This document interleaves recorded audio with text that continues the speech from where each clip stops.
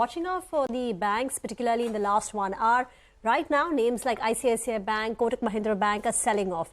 In the last 10 minutes, there has been a knock in all these individual names, and that's pushing down the Nifty Financial Services Index and the Nifty Bank. Apart from that, Reliance Industries has been a drag on the markets for the second day in a row. Yesterday as well, it sold off, and today it's lost another 1.3%. So 2.3% gone on Reliance Industries in a span of 2 days. As Prashant pointed out, we're still very much holding on to all those markers. On the way up, we've respected yesterday's intraday high, the 50-day moving average, and on the way down, it will be levels of 19,250.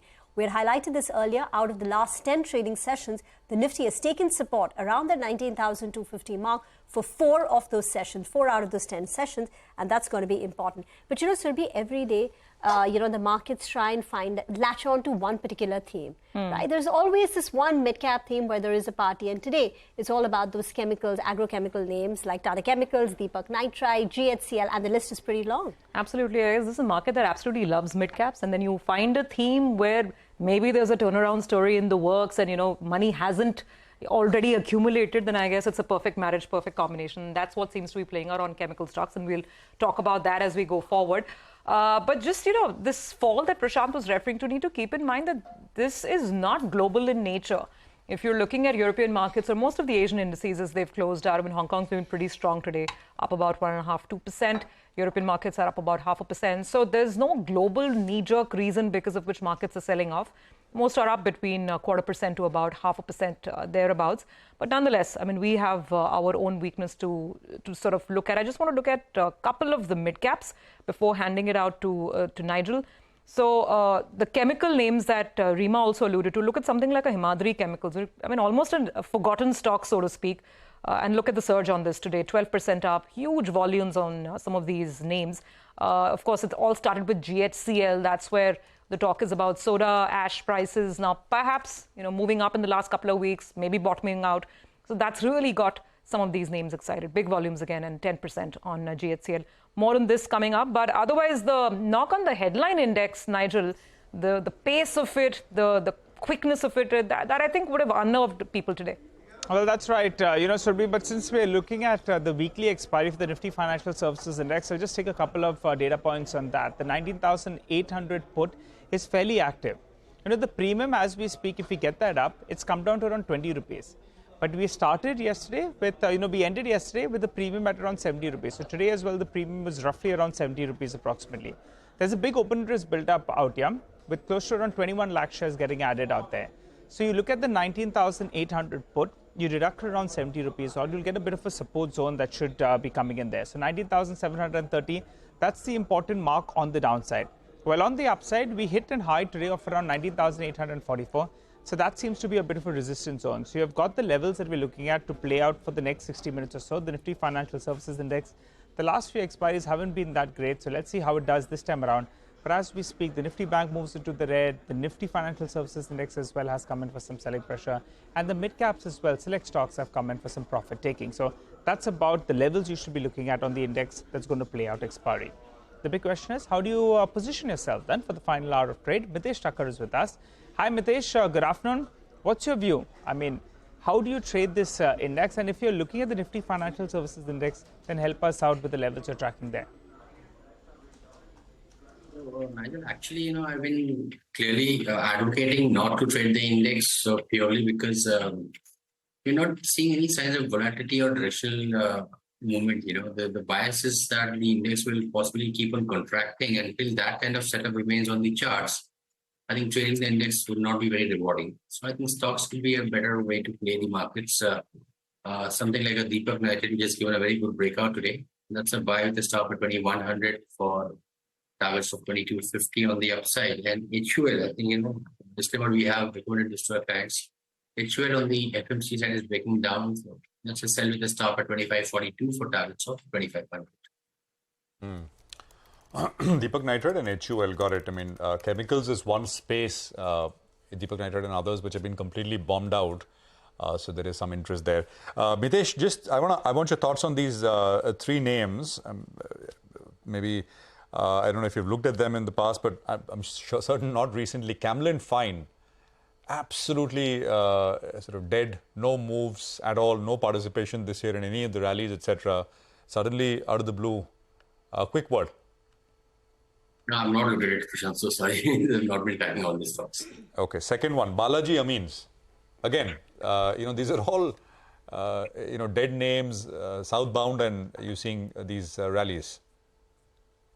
Again, you see, I think I can give a quick check because there's clearly some kind of breakout happening over here. And if you look at the medium-term chart, which is on the weekly and the monthly basis, this breakout, which is happening on a daily chart, is suggesting that we could see the stock head towards 24.25, 24.50 levels. That's the target which I'll keep if I have a trading position over here. Okay, third and last, Vaibhav Global. Disclaimer, Prashant, again, this is a recommendation. So this is something which I'm tracking very closely. This is, something which is very interesting. The stock is forming what looks like a rounding cup formation kind of a thing.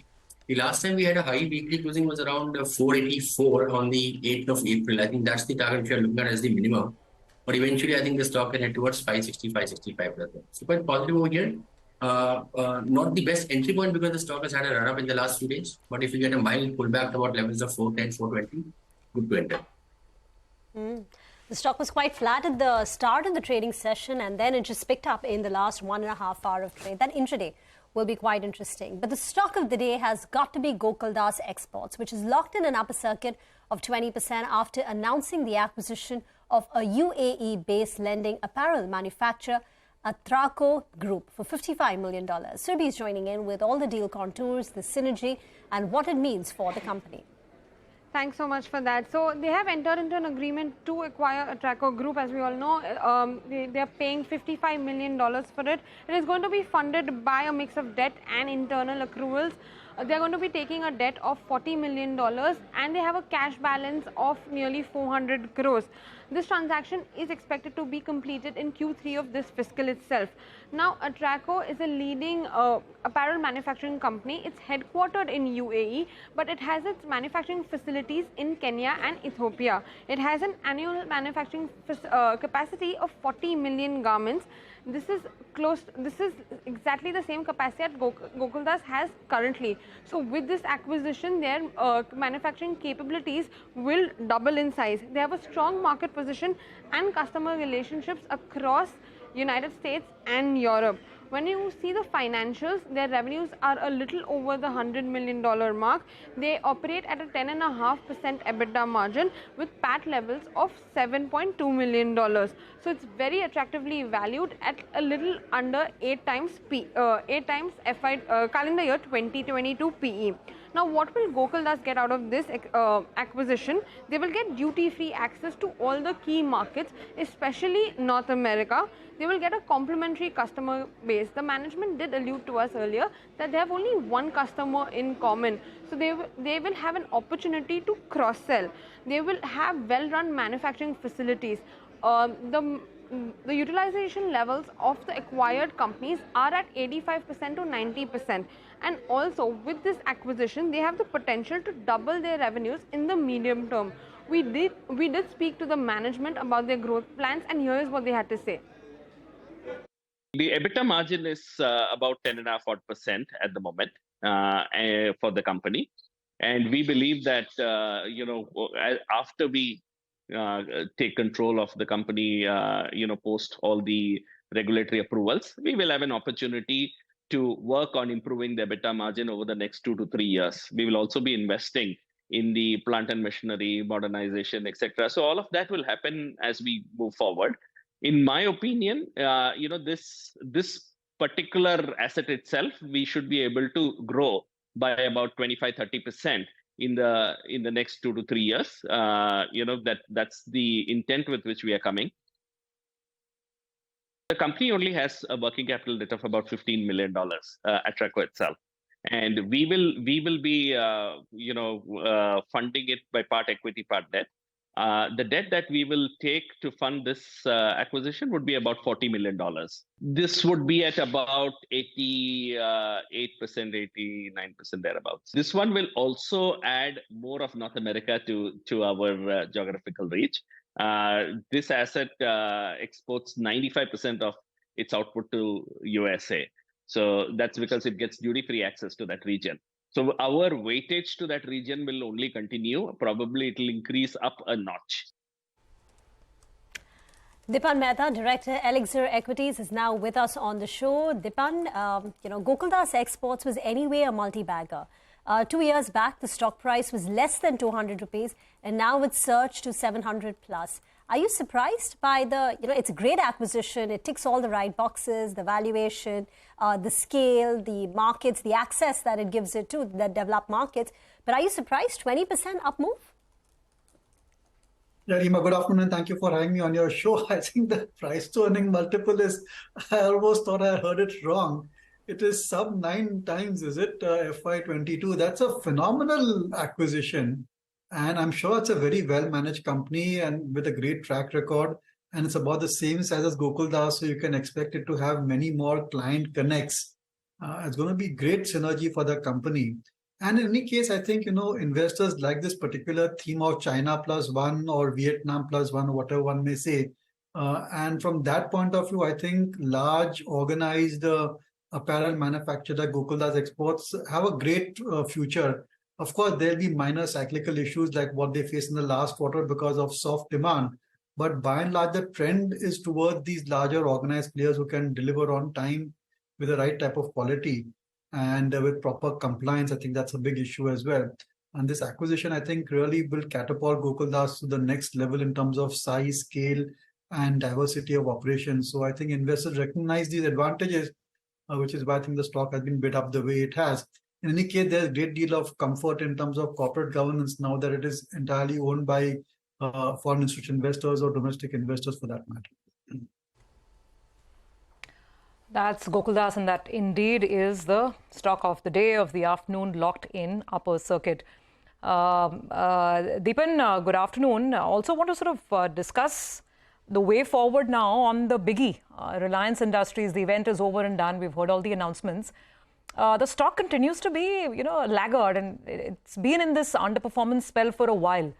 What would you say could be the next triggers, or will it just be one of those essentials you keep in the portfolio and don't worry about too much? Good afternoon, Surbhi. First of all, there is a very high weightage. So if you are benchmarking against sensex nifty as a retail or institutional investor, then you have to have Reliance in correct proportion within your portfolio. I think the big disappointment, of course, has been the value unlocking strategy, how retail and how geo platforms are going to get listed, whether it's going to be IPO or company split. That still remains, some uncertainty. But I can say one thing, that the sum of parts of Reliance is much more than what its present market capitalization is. And not enough importance is given to the execution skill of the group per se. And time and again, they have almost 100% success rate in building businesses to scale and creating value. So to an extent, I think the new energy businesses are perhaps slightly undervalued in the sum of parts over here.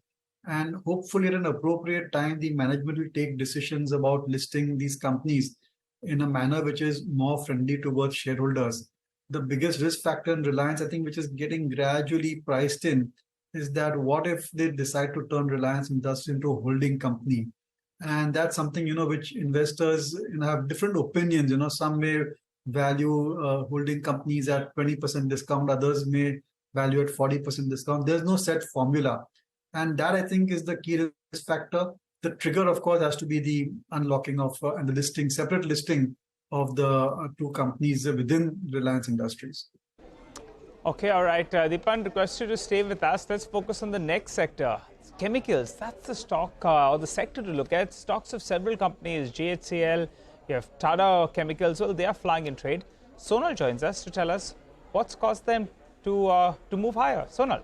Well, price rise is something, and some recovery expectation is something which is aiding both the agrochemical and the chemical sector. There's an interesting note from Antique today on the agrochemical sector. So let's start with that first, because across the agrochem space as well, we are seeing big surge in coming through. So channel check, according to Antique, are suggesting that domestic industry has witnessed double-digit YOY revenue growth. This is from April to August. Now remember, first quarter was really weak for these companies, and that's the reason why the recovery which has come by in the next 2 months is key to watch as well. monsoon activity picked up in July, which was better than June, but of course we did see some deficit in the month of August. Despite that, there has been a growth. For export-oriented players, the slowdown is expected to continue in the near term.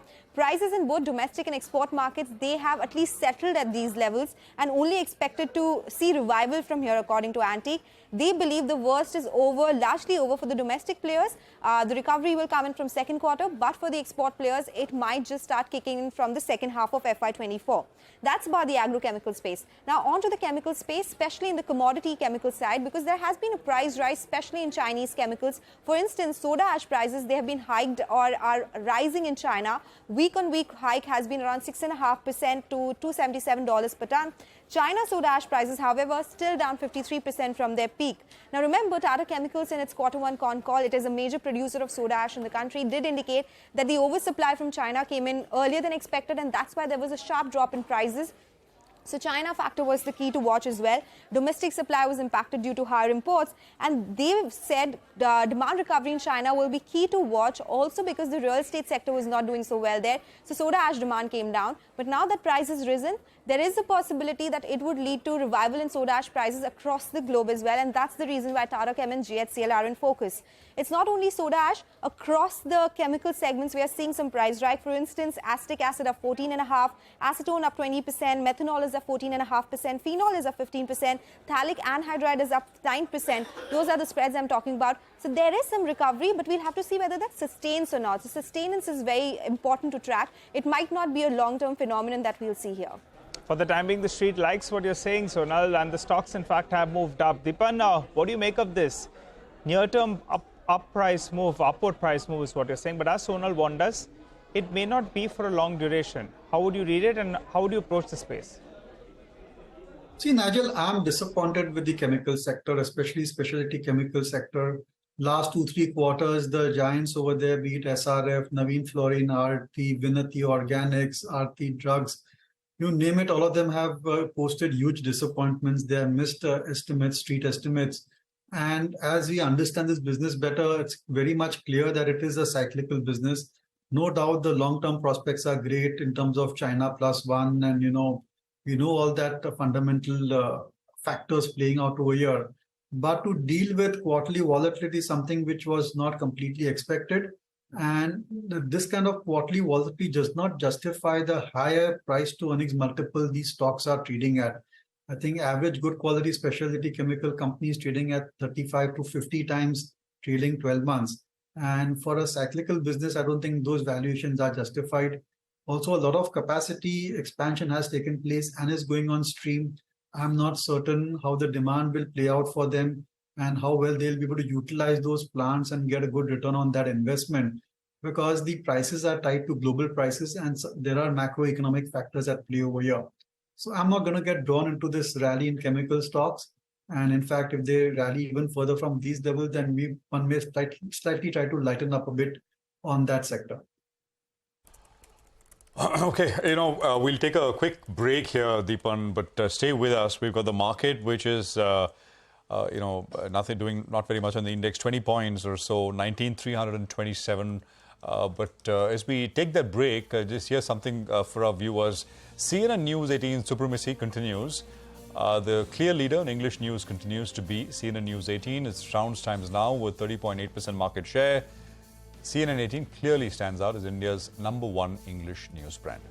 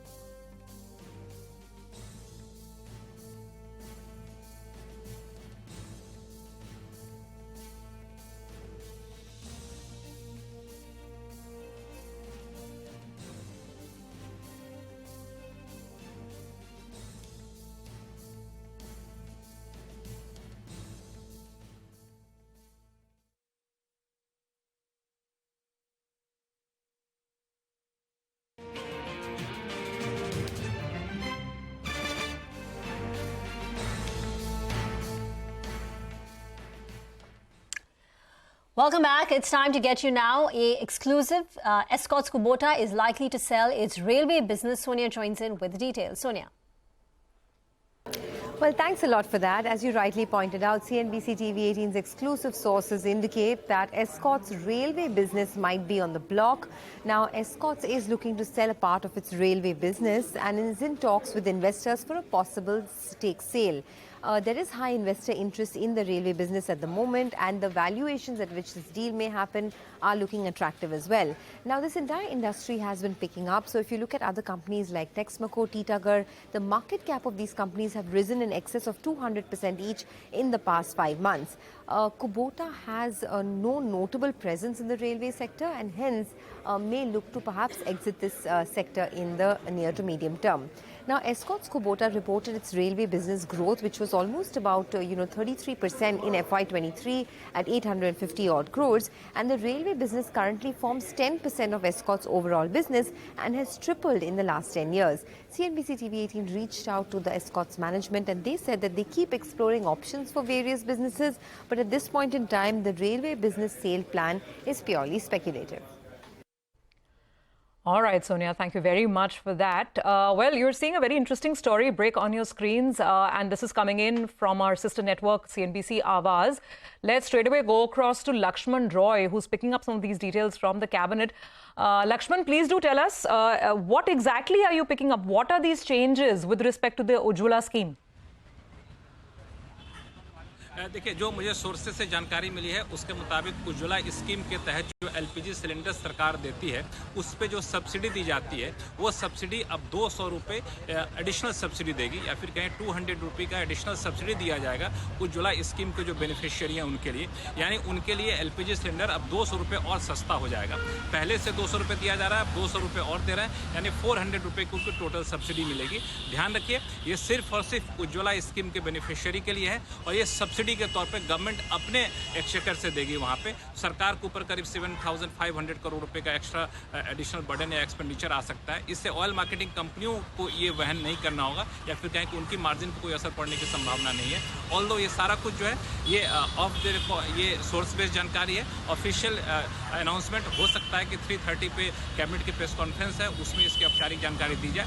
लेकिन अगर ऐसा होता है तो 5.59 crore Ujjwala scheme के beneficiary हैं उनको फायदा होगा।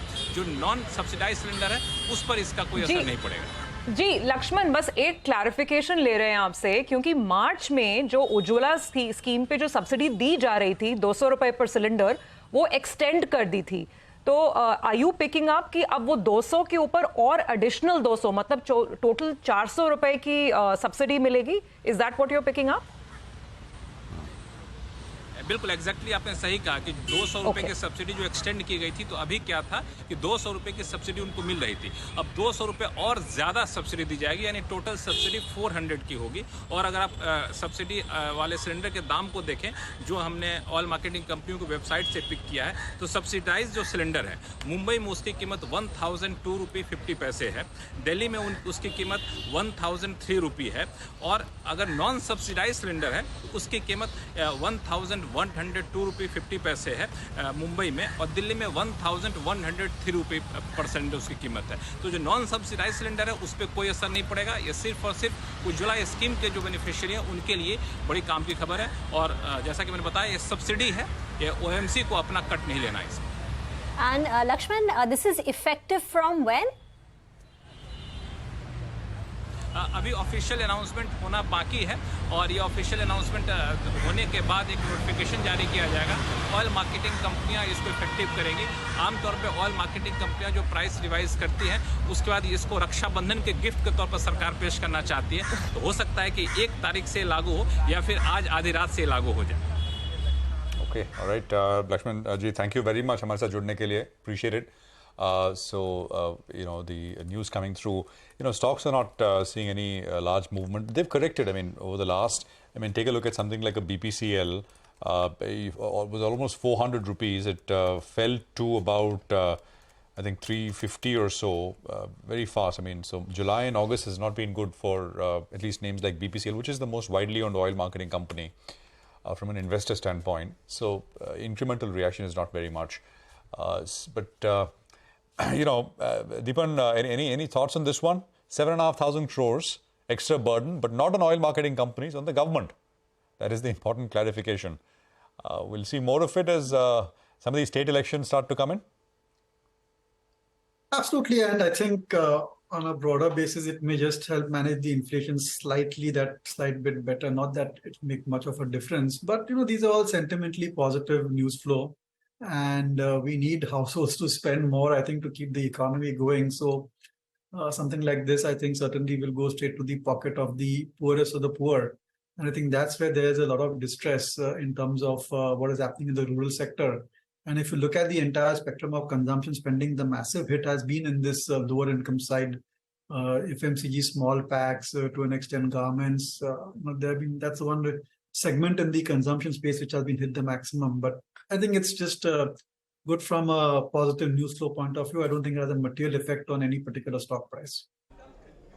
Okay, all right, Deepan, got that. Well, let's move on and let's get to another interesting deal that could be in the works in the education space. Private equity interest has dwindled in the space, but now it seems to be returning.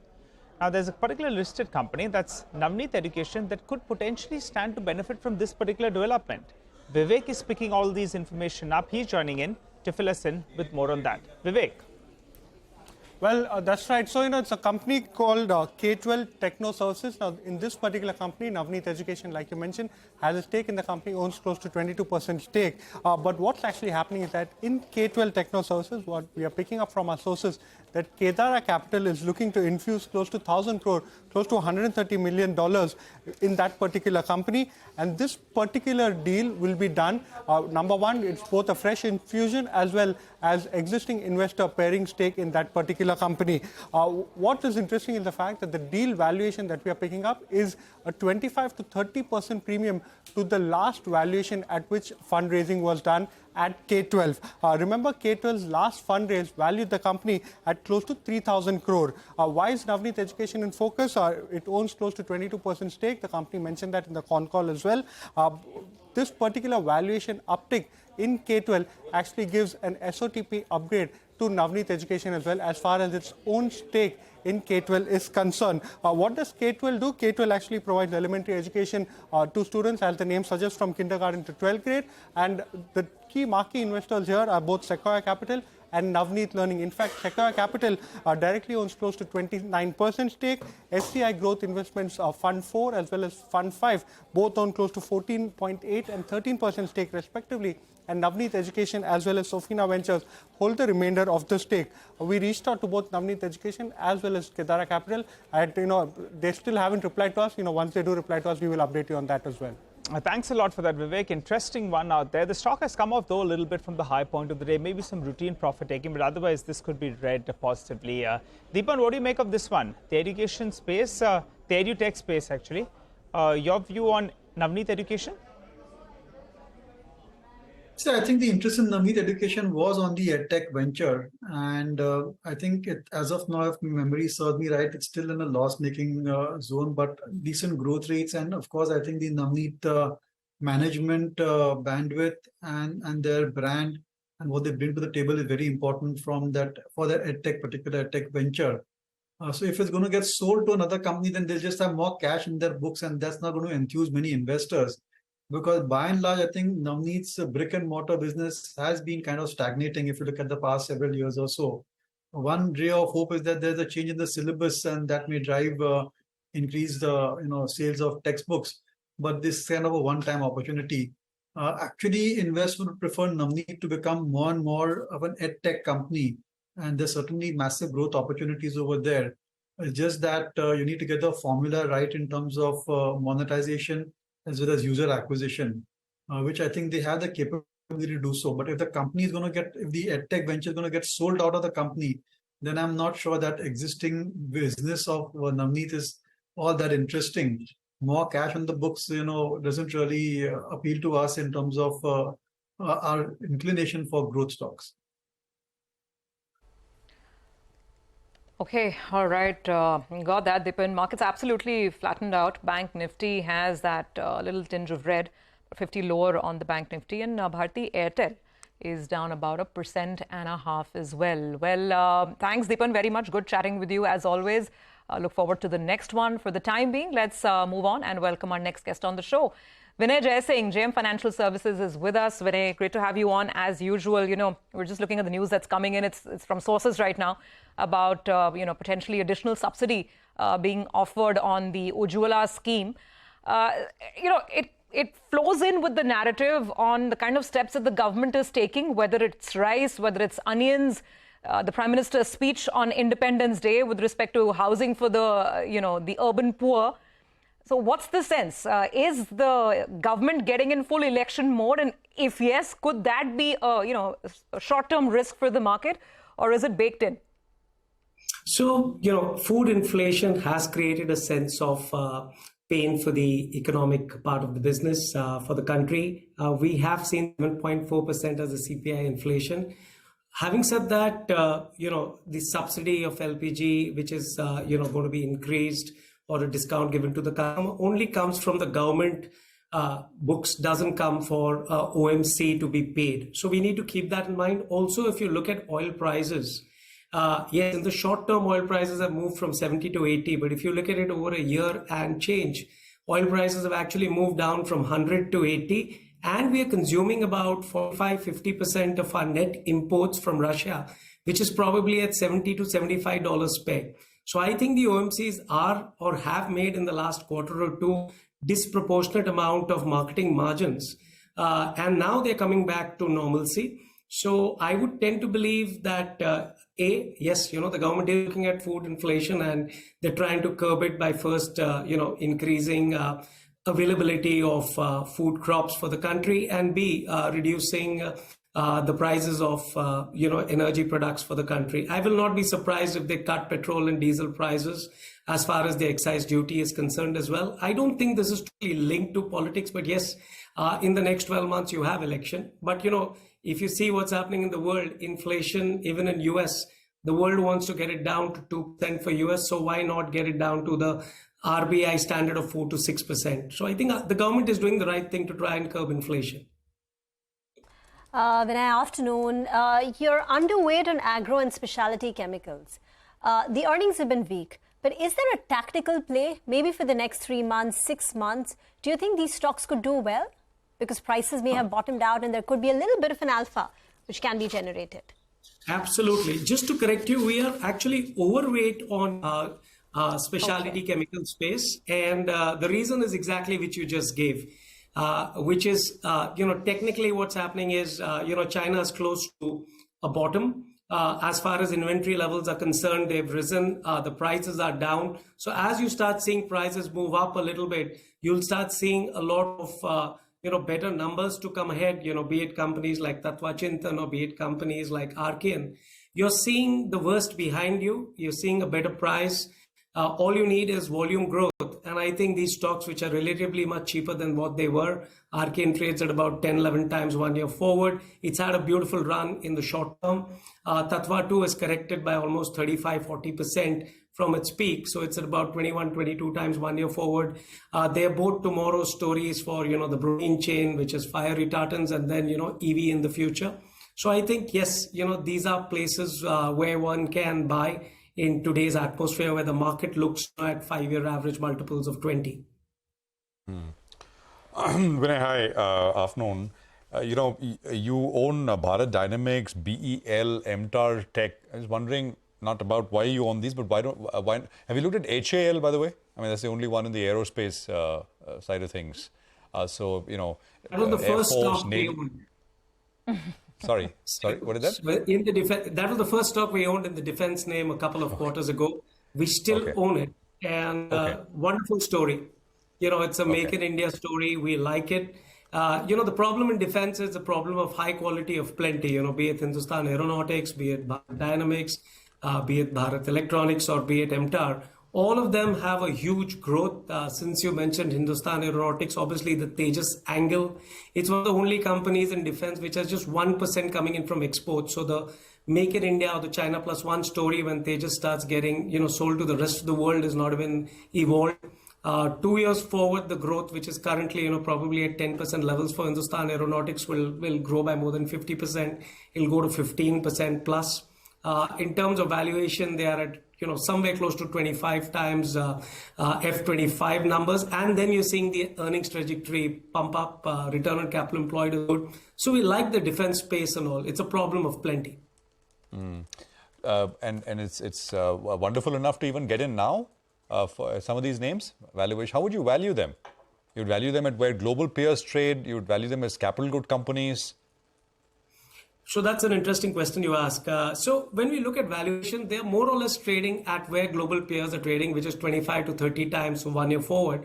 Having said that, their order book for all the defense companies are far more than the order books for, the global names. Start with Hindustan Aeronautics. There the order book is 7 to 8 times. You look at Bharat Dynamics and Bharat Electronics, they're 6 to 7 times. Bharat Dynamics and Bharat Electronics earnings trajectory is not 10 to 15, but it's somewhere between 30 and 45% respectively. So you're seeing good earnings trajectory come back here. There were some supply constraints because of which Bharat Dynamics couldn't grow as fast in the last quarter, which just means the next quarter you would start having further earnings growth for them. So if the earnings momentum is good and it's north of 25 to 30%, and the exports, let's say for Bharat Dynamics, is going to grow from 7, 8 to 15 in the medium term, and then 20 to 25% in the next 5 years. I think these are companies wherein you can even use a PEG ratio and start looking at the earnings growth for these companies, giving you returns for the company. All right. Hi, Vinay. Let's talk about the auto space. One such stock in there, Tata Motors DVR, you're waiting for some kind of a corporate action to come about, and that did finally come about. But from then on, Tata Motors DVR has cooled down a little bit. Your view on this stock, because in the next few months that corporate action does play out. I think 18 months, within 18 months or so.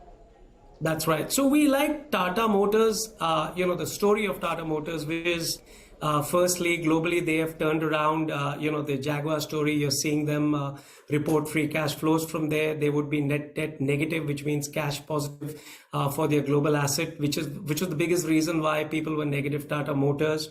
You've got Tata Technology listing coming in as well in the future. On an overall basis, Tata Motors, both domestically and globally, if you look at just their EV EBITDA, on a consolidated basis, they are under 5 times. Most of the domestic comms overall are trading at 9 to 10 times EV EBITDA. So the stock has done well, but there is a big catch-up impact compared to the other peers. Having said that, important is Tata DVR even today is giving you between 6 to 7% discount to buy Tata Motors as a stock. So, with an 18-month perspective, you're getting a cheaper Tata Motors, so why not buy it? We like both, but we like Tata Motors DVR better. Oh, okay. All right. Still that differential with the regular listed stock, right? So looking to perhaps play that. Thank you, Vinay. Good talking to you today. Thanks very much for your time, and we look forward to the next connect. On that note, we have to take a quick break. When we come back, as always, all the buzz from dealing room. So Nimesh is going to be joining in with the D Street chatter and also trading calls coming up for the last half hour.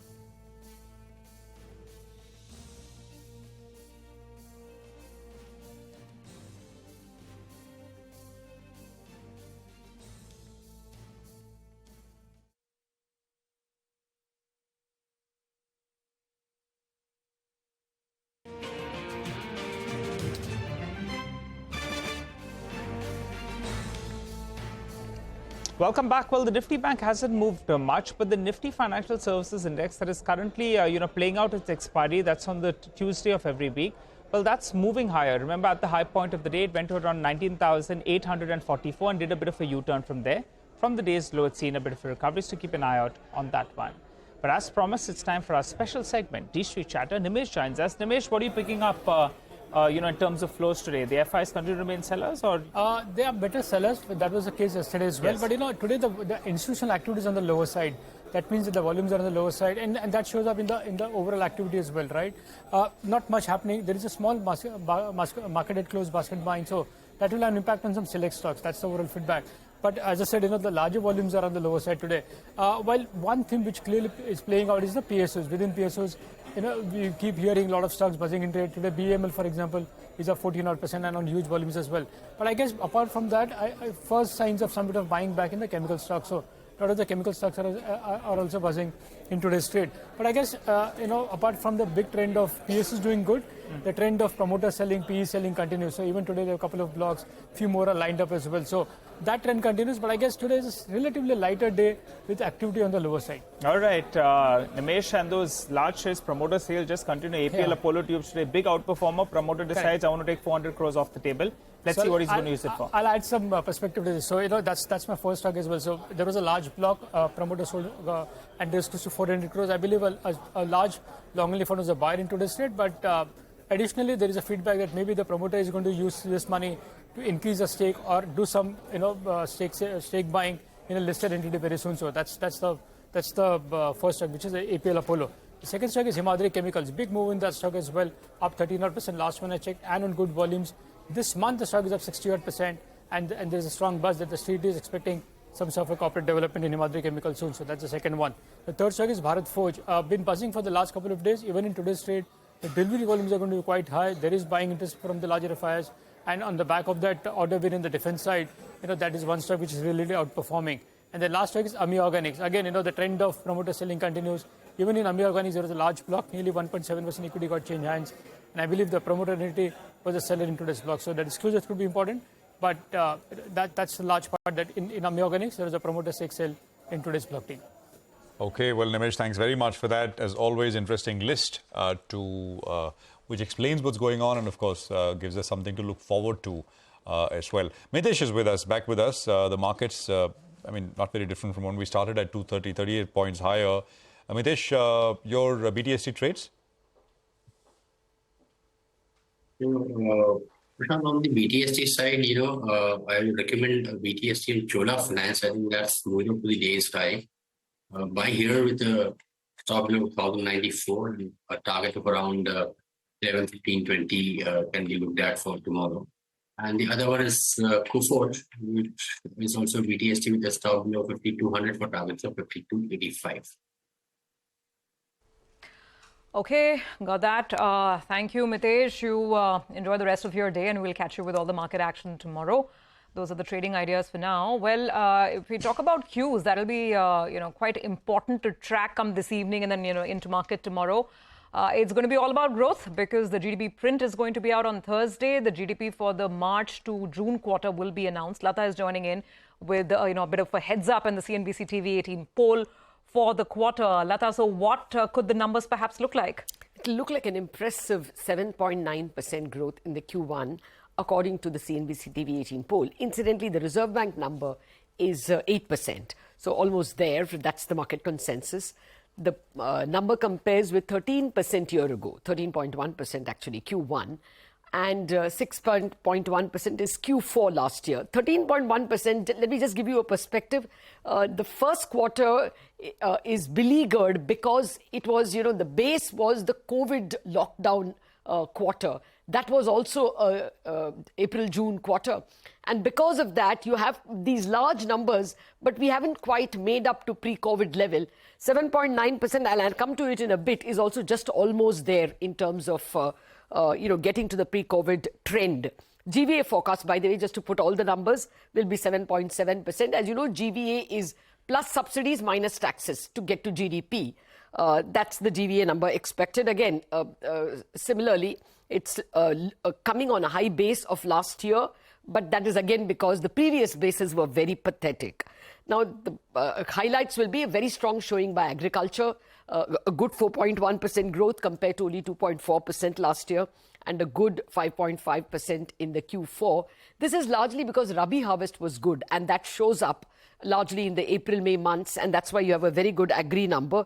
The other strong performers are likely to be construction, usually good in the first quarter because people are trying to finish things before the monsoon, and trade, hotels, transport and communication, vacation season and all that, and all the COVID fears gone. That's expected to have done extremely well.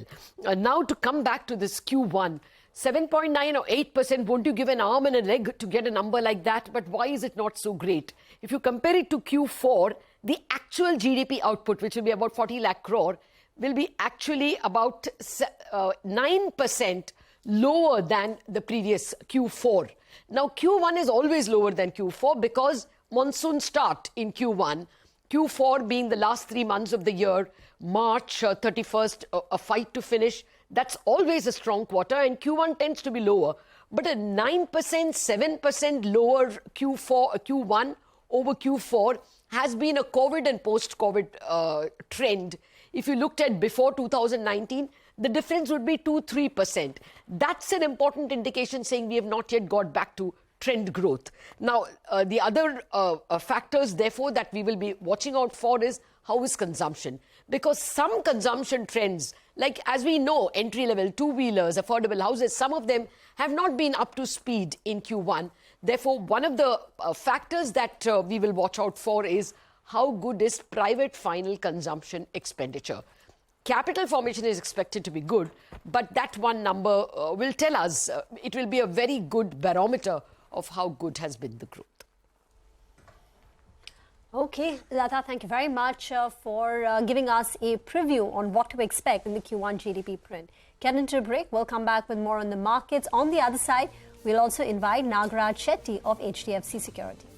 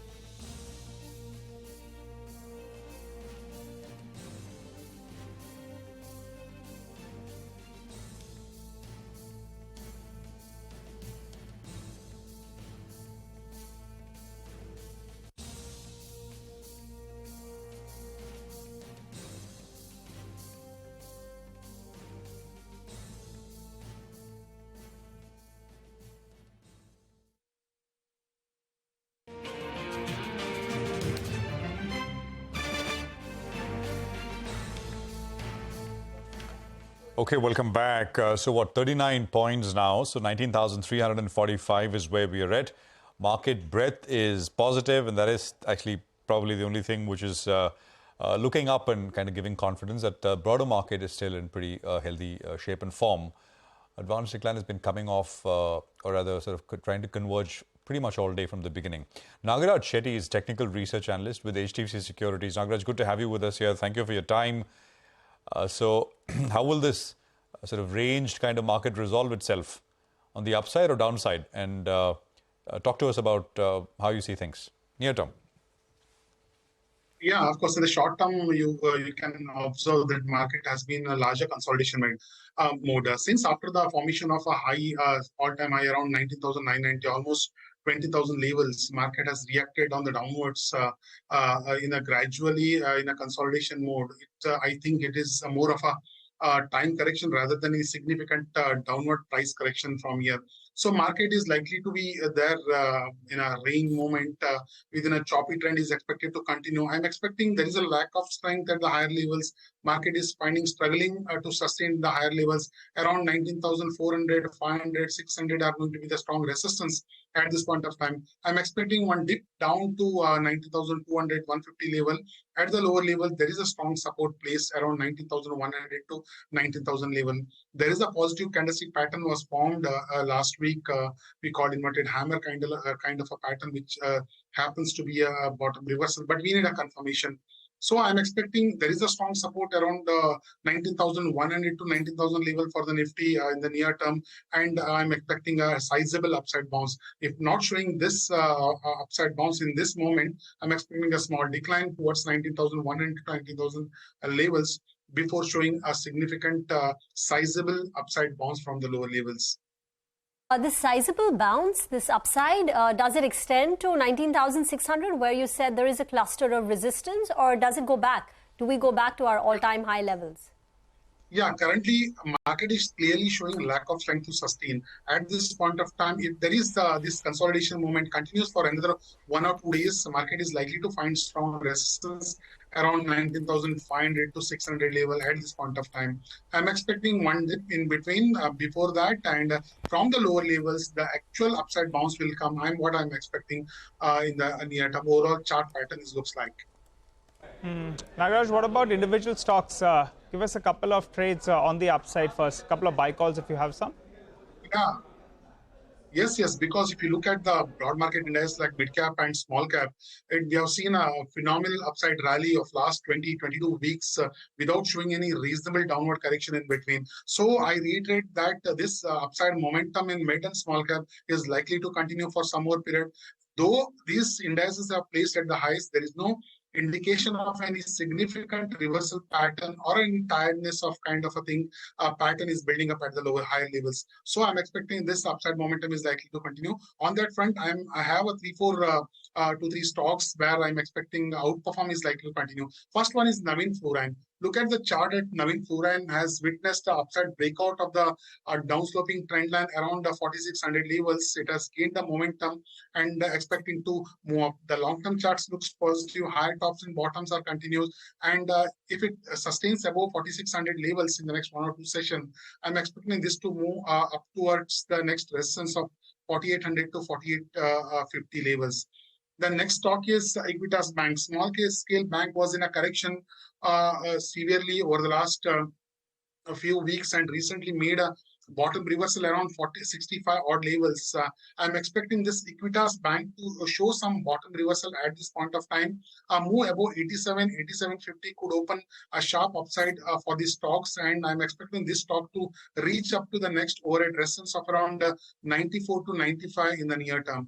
The next one is Orient Cement. Chartically, if you look at the Orient Cement has witnessed a sharp upside breakout recently after moving it before shifting into a consolidation pattern. Currently showing a promising move, positive kind of a pattern was formed. Overall RSI, even volume pattern is looking positive, and I'm expecting the upside breakout of 194.95 levels very soon. So this stock is likely to show further outperformance, further upside in the near term. I'm expecting this stock to reach up to the next overhead resistance of around 202 in the next 1 to 2 weeks. Got that. Nagaraj, you mentioned Navin Fluorine. I must ask you about overall other chemical stocks as well. I mean, look at an Aarti Industries, which is up 5%. We've been discussing the other names like GHCL. Today, Himadri Chemical, suddenly huge price and volume action on these stocks. And these stocks have been completely forgotten in the last 12 months because of fundamental reasons. Now, on the charts, how convincing is this price volume move that we're seeing today? Do you see any bottom formations here? Yeah, of course. Rather than saying a bottom formation, I must say that there is a chances of upside breakout of the consolidation. This stock was moving into a consolidation over the last couple of months and moving in a narrow range in the last few weeks. Today's price up move with the rise in volume is indicating that there is a possibility of a upside breakout of this consolidation movement over the period of time. That's what the overall chart pattern is suggesting, and I'm giving you that outperform is likely in this stock in the next 1 or 2 weeks. Okay, next 1 or 2 weeks. I mean, that's the thing, right? Nagaraj, I mean, in technicals, you want to buy higher highs and not try and, hunt for value with stocks which are not participating. Or are you, I mean, is that what you're doing? I mean, looking largely for relative outperformance across the board, is that how you're setting up your screens? Because, rotation happens fast and you've got to get in and, get out as well before, if things start to fade out a little bit. We've seen that with so many sectors. Yes, of course, because as a technical analyst, I need to say that I always look for a bottom reversal as well as the upside breakout. These are the points where one may get a traction in the stocks in the underlying after some period of time. So this is whatever I discuss in all the 3 stocks most of the stocks are placed at the verge of upside breakout.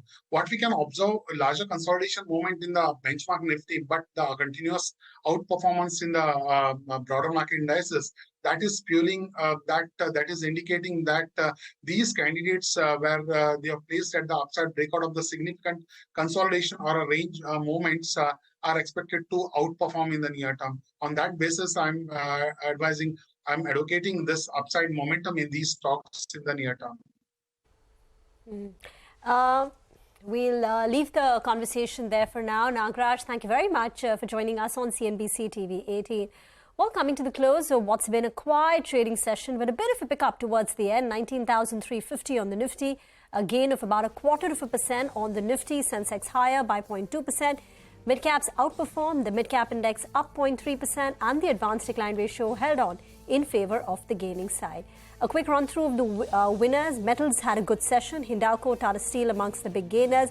UPL rallied. Along with that, the rest of the agrochemical stocks and the specialty chemicals names. UPL was the top Nifty gainer. Strength seen in Bajaj Auto, Hero MotoCorp. These 2 stocks higher by 1.5%. So 2-wheelers had a good session. And Tech Mahindra, HCL Tech high. HCL Tech, there was an order win as well, which boosted sentiment. On the way down, Bharti Airtel under pressure, and you had weakness in Reliance from the second day in a row. Well, not a bad end at all, considering the market was range-bound, some little bit of red, but finally the Nifty is going home with a gain of 40-plus points, so not a bad way to end things for the bulls. If we talk about some of the movers and shakers beyond the Nifty, then actually plenty of names.